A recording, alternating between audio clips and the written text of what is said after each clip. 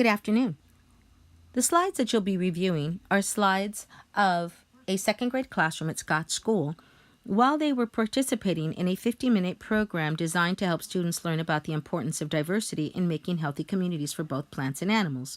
The students are currently required to do a report on a particular animal of their choice, and so we felt that it would be good to be able to bring in actual animals in order for them to see. So during this slide presentation, you will see a ball python snake and a hedgehog that the children were allowed to touch both if they chose to.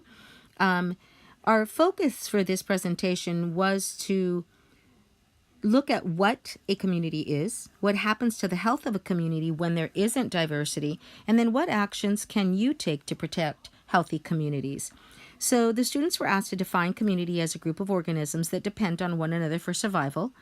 They were asked to explain why healthy communities depend on a diversity of plant and animal life.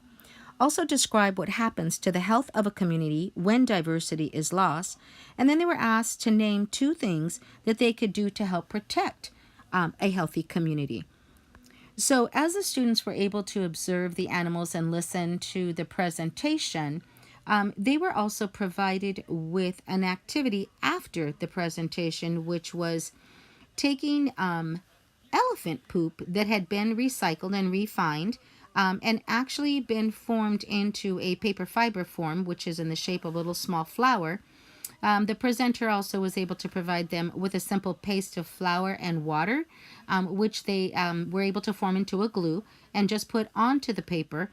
And then they were given seeds in which to put on top of the paper and then let them dry so that way the seeds could be planted at a later date. You'll see here at the end where students have successfully either done big blotches of it, or some of them did like 3 dots of the paint. What you will not see is that afterwards they were each given a pot, soil, and they were able to put their little small elephant poop with the seeds into this little small container and then take it home.